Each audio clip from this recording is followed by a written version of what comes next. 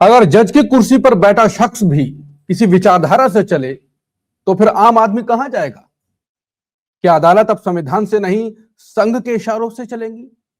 ये सवाल इसलिए उठ रहे हैं क्योंकि मद्रास हाई कोर्ट के जज पर लगे आरोपों ने पूरे देश को हिला दिया है। आज हम बात करेंगे उस विषय की जिसे छूना जरूरी है और जिसे छूने में कई लोग कतराते भी हैं, कहते हैं खतरनाक भी है। क्या न्यायपालिका में आरएसएस का प्रभाव पड़ रहा है? क्या जज विचारधारा देखकर फैसले लिख रहे हैं? क्या देश की अदालतें अब सेक्युलर संविधान से भटक रही हैं? क्योंकि ये चर्चा इसलिए जरूरी है, लोकतंत्र की आखिरी उम्मीद न्यायपालिका आज खुद सवालों को घेरे में है। मद्रास हाईकोर्ट के जस्टिस जीआर स्वामीनाथन पर विपक्षी सांसदों द्वारा लगाए गए आरोप मामूली नहीं है। आरोप लगाए गए हैं ब्राह्मण वकीलों को तरजीह देने का, राइट विंग लॉबी को बढ़ावा देने का और अल्पसंख्यकों से जुड़े मामलों में विचारात्मक फैसले देने का।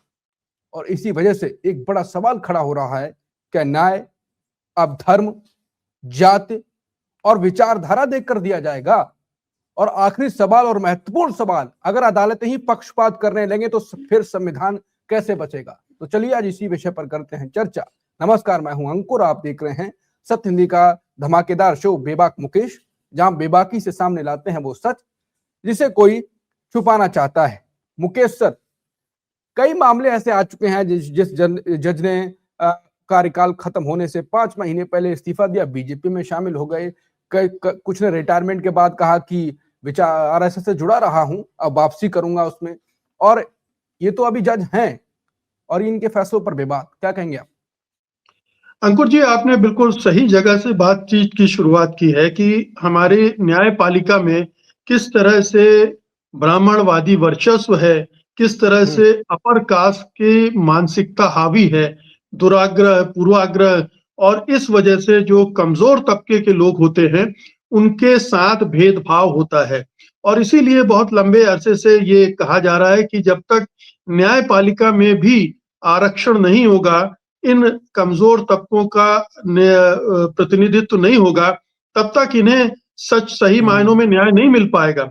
आपने कुछ जजों का हवाला दिया कि किस तरह से वो जब जज की कुर्सी पर बैठे थे तो एक पर्टिकुलर पार्टी की मदद कर रहे थे और फिर जैसे ही रिटायर हुए या इसी वजह से रिटायरमेंट ले लिया कि पार्टी में शामिल होकर चुनाव लड़ेंगे। बंगाल का उदाहरण हमारे सामने है ही, हमारे सामने और भी उदाहरण है, यहाँ तक कि सुप्रीम कोर्ट के जजेस का उदाहरण है जिसमें ये पूर्वाग्रह हमने देखा है बड़े सोफिस्टिकेशन के साथ। चंद्रचूड़ का उदाहरण है, किस तरह से उन्होंने बिल्कुल एक बहुत ही बारीकी के साथ हिंदुत्व कार्ड खेला था, कैसे प्रधानमंत्री को अपने घर पे बुलाया था और कैसे उन्होंने जो 1991 का कानून है उसको डाइल्यूट कर दिया था। इसके पहले चाहे वो जस्टिस अरुण मिश्रा हो, चाहे जस्टिस बोबडे हो, चाहे जस्टिस खानविलकर हो, ये तमाम एक लंबी सूची है। अब ये जो निचली अदालतों, हाई कोर्ट का मामला आ गया और भी निचली अदालतों का मामला आएगा सर आगे। हाँ जी सर, बिल्कुल। तो ये जो जस्टिस स्वामीनाथन हैं, इनके खिलाफ महाभियोग तो अभी लाया जा रहा है, इसके पहले ही शिकायतों का पुलिंदा सीजीआई को भेजा जा चुका था, राष्ट्रपति को भेजा जा चुका था अगस्त में कि भाई एक जो वकील हैं वहां के एस वंशीनाथन, उन्होंने ये काम किया था और पूरी फहरिस्त बताई थी कि ये जज महोदय किस तरह से हिंदुत्ववादी ढंग से अपना काम कर रहे हैं, फैसलों पर उसका असर हो रहा है, वो किस तरह से आरएसएस या उससे जुड़े संगठन या हिंदुत्ववादी कार्यक्रमों में हिस्सेदारी करते हैं। तो लंबी फहरिस्त है, 15 आरोप उन्होंने उसमें लगाए हैं प्रमाणों के सहित, लेकिन कुछ हुआ नहीं। और फिर जब अभी जो वहां दीपम विवाद चल रहा था उसमें जिस तरह की उनकी भूमिका थी, उस वजह से ये एकदम से मामला बन गया और विपक्षी दलों को महाभियोग के लिए आगे बढ़ना पड़ा। आपको मैं बता दूं, अगर आप जानना चाहें तो जो इस पूरे मामले में जो दीपम विवाद था, जो वहां की एक पहाड़ी पर दीप जलाने का मसला था और वहां पर एक दरगाह भी थी, हजरत सुल्तान सिकंदर बादशाह अवलिया दरगाह, वो करीब करीब है। और ये जो कि स्थानीय रिवाज है या 2014 की एक डिवीजन बेंच ने जो फैसला दिया था, या पूजा स्थल अधिनियम 1991 था, इन तीनों का उल्लंघन करते हुए इन जज महोदय ने बहुत तेजी से सुनवाई की, फटाफट फैसले किए और आदेश दे दिया कि भाई इनको दीप जलाने की अनुमति दी जाती है। अब इसको बीजेपी जब इसको तमिलनाडु सरकार ने रोकने की कोशिश की, तो इसे एक सांप्रदायिक मसला बना दिया। वहां की बीजेपी पहले से बना रही इस मामले को सांप्रदायिक मसला। राष्ट्रीय स्तर पर भी बीजेपी ने तमिलनाडु सरकार को इस तरह से प्रोजेक्ट करने की कोशिश की, जबकि ये जो जज है, इस पर आरोप है कि ये सांप्रदायिक तनाव, सांप्रदायिक भावनाएं भड़का रहा था वहां पर, और इस वजह से खिलाफ ये महाभियोग लाने की बात हुई है। कुछ विवाद और मैं बता देता हूं, जैसे इन्होंने एक वेदों की प्रशंसा में जिस तरह का बयान दिया था, वेदों की प्रशंसा की जा सकती है, लेकिन उन्होंने क्या कहा था, वेदों की रक्षा करो, वेद तुम्हारी रक्षा करेंगे। ये एक पर्टिकुलर समुदाय, धार्मिक समुदाय को ध्यान में रखकर दिया बयान था, और इसमें आप इस रूप से देख सकते हैं कि ये हिंदू धर्म का प्रचार इसमें वो कर रहे थे। फिर आइए वकीलों के प्रति पक्षपात, ये सबसे बड़ा घनघोर आरोप है कि एक जज अपनी अदालत में अगर कोई ब्राह्मण वकील है तो उसके साथ दूसरा ट्रीटमेंट करेगा, अगर दलित, पिछड़ा, अल्पसंख्यक वकील है उन समुदायों से, तो उसके मामले में उसका रवैया बदल जाएगा। ये स्पष्ट तौर पर वंशीनाथन ने जो लिखा है उसमें एक पैटर्न है कि कैसे इन जज महोदय ने ब्राह्मण वकीलों का फेवर किया और दूसरे जाति समुदाय या धार्मिक समुदाय के वकीलों के साथ उनका व्यवहार भेदभावपूर्ण रहा। फिर एक लवण्या सुसाइड केस आया था 2022 में, इसमें इन्होंने अपने से एक एंगल डाल दिया धर्मांतरण का, ठीक है। फिर सीबीआई की जांच हुई, धर्मांतरण जैसा कोई मसला नहीं था, लेकिन वो परिवार बदनाम हो गया, तो ये धर्मांतरण मुद्दा भी ले आए वहां पर। इसी तरह से ये धार्मिक, राजनीतिक और सांस्कृतिक बयानबाजी भी करते रहे हैं।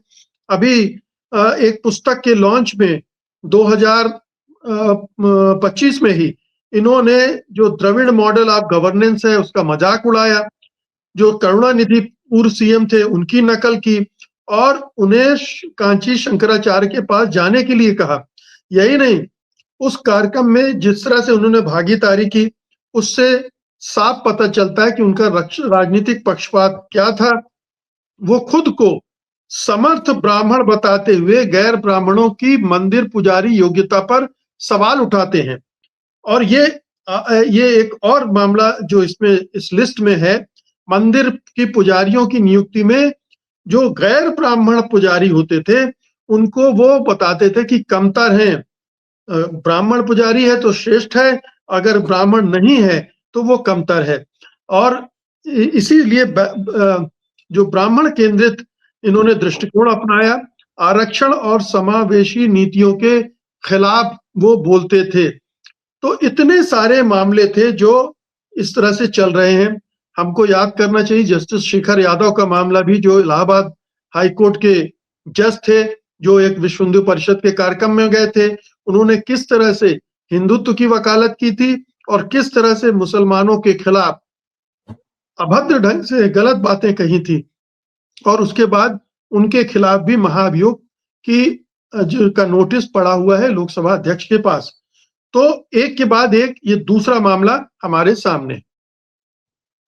शेखर यादव के इम्पीचमेंट में तो शायद बड़ा राजनीतिक खेल भी हो गया था और धनखड़ साहब भी याद आ गए। मुकेश सर, जिस प्रकार से राहुल गांधी ने कल ही लोकसभा में कहा था कि संस्थाओं पर आरएसएस कब्जा कर रही है, और एक उम्मीद अभी भी है, लेकिन अब तो ज्यादा बात होने लगी है न्यायपालिका के सवालों के घेरे में आया है जब से। अगर न्यायपालिका पे जिस प्रकार से केसेस आए, आपने कोलकाता का जिक्र किया, कोई एमपी का है, कोई कहीं का है, बहुत केसेस ऐसे हैं, तो फिर आपको क्या, किस दिशा में न्यायपालिका और बाकी संस्थाएं जाते हुए, और फिर सब संस्थाएं मिलती हैं तो किस दिशा में देश जाते हुए दिखता है? ये बहुत खतरनाक प्रवृत्ति है। अगर पूरी न्यायपालिका का इस तरह से संघीकरण होता है या ऐसे इनको कैप्चर कर रहा है या कर चुका है, तो फिर न्याय की उम्मीद तो आप कर ही नहीं सकते। न्याय तो उसी तरह से होगा। हम देख रहे हैं कि वकीलों का क्या रवैया था। अभी जो चीफ जस्टिस ऑफ इंडिया थे गवई साहब, उन पर एक व्यक्ति ने जूता फेंका था सनातन धर्म के नाम पर। ग्वालियर में एक वकील है मिश्रा जी, वो बाकायदा कैंपेन चला रहे हैं, इस पूरे मुहिम चला रहे हैं और पूरे मनुवादी ढंग से वो अंबेडकर को भी खारिज कर रहे हैं और जो वी आर राव थे उनकी वकालत कर रहे हैं कि उन्होंने ये संविधान लिखा था। वहां से मनु की वहां पर अंबेडकर की मूर्ति लगाने का विरोध कर रहे हैं। आपको याद होगा जयपुर के हाई कोर्ट में या किसी कोर्ट में वहां पर मनु की मूर्ति लगी हुई है, उसको हटाने की बात कितने वर्षों से चल रही है कि मनु को वहां क्यों रहना चाहिए अदालत में। मनु को तो इस समाज में ही नहीं रहने का हक नहीं होना चाहिए, लेकिन वो अदालत के प्रांगण में बैठा हुआ है। सोचिए कितना खतरनाक संदेश देता है ये। तो ओवरऑल ये बहुत पहले से देखिए, डॉक्टर अंबेडकर ने भी कहा था कि अगर न्यायपालिका का हिंदुत्वकरण हो गया तो फिर कुछ बचा ही नहीं, फिर तो डेमोक्रेसी तो आप समझ लीजिए गई आपकी। उसको बचाने वाला आखिरी रक्षक संरक्षक हो सकता है तो वो न्यायपालिका हो सकती है।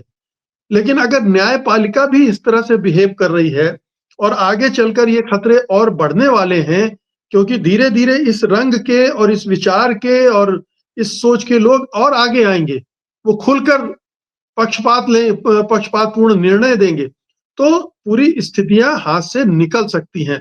ये बहुत खतरनाक प्रवृत्ति है। राहुल ने सही जगह उंगली रखी है। बिल्कुल। अब इसी में जो आपने बात कही उसी में बस आपके शब्द वो चाहिए मुझे। क्या आरएसएस ने आखिरी कील हिंदू संस्था पे ठोक दी है हिंदू राष्ट्र बनाने की तरफ? आपने खुद कहा कि अगर न्यायपालिका ही हो जाएगी तो फिर कोई बचा नहीं सकता। देखिए, ये आरएसएस एक दिन में नहीं किया है, ये बहुत पहले से चल रहा है और बहुत सारे इस समाज के अपर कास्ट का डीएनए उसी तरह का है। और जुडिशरी में जब तक जुडिशरी में डाइवर्सिटी नहीं आएगी, जब तक जुडिशरी में दूसरे रंग, जाति, भाषा और धर्म के लोग नहीं रिप्रेजेंट करेंगे, जब तक यहाँ पर वर्चस्व रहेगा अपर कास्ट का, ब्राह्मणवादियों का, मनुवादियों का, तब तक नहीं होगा। और ये सिलसिला बहुत पहले से चल रहा है। ऐसा नहीं है कि आज अचानक 2014 के बीच ये हो गया। वो पहले से वहां मौजूद थे, लेकिन जब देखा कि सत्ता हमारे अनुकूल है तो वो और मुखर होने लगे। वो पहले भी बैठकर वहीं कर रहे थे, यही सब कर रहे थे। और इसीलिए अदालतों से को लेकर जो दलित वर्ग है या अल्पसंख्यक है, उनको बहुत भरोसा नहीं रहता है कि अदालत से उन्हें इंसाफ मिलेगा।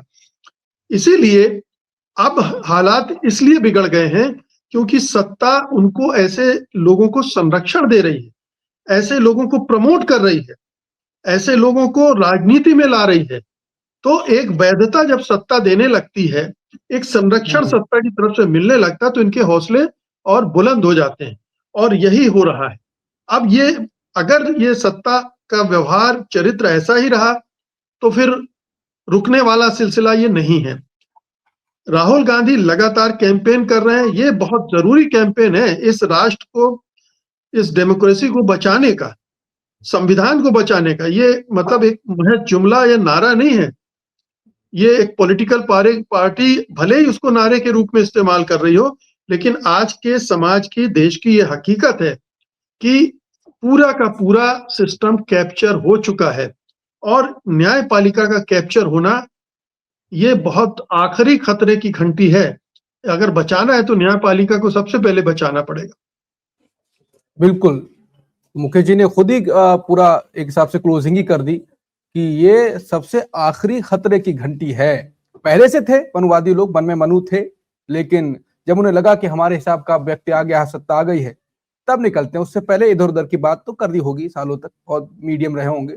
कुल मिलाकर न्यायपालिका पर न्याय की उम्मीद तो सबको है, लेकिन उनके बदलते फैसलों से और हंगामे से, इम्पीचमेंट के केसेस दायर किए जा रहे हैं, उनसे डर तो लगता है। अभी इससे पहले एक शो किया था, उसमें वरिष्ठ पत्रकार आशुतोष जी ने कहा था कि जिस प्रकार से सत्ता चाह रही है विपक्ष को खत्म करेगी और जो चाहिए होगा वो होगा। तो इस विषय से भी यही लग रहा है कि पूरा उन्हें जो चाहिए होगा पूरे संस्थानों पर कब्जा और विपक्ष मनचाही बात कहे तो होगा। कुल मिलाकर देखते हैं कि आगे क्या होता है न्यायपालिका में भी। नमस्कार।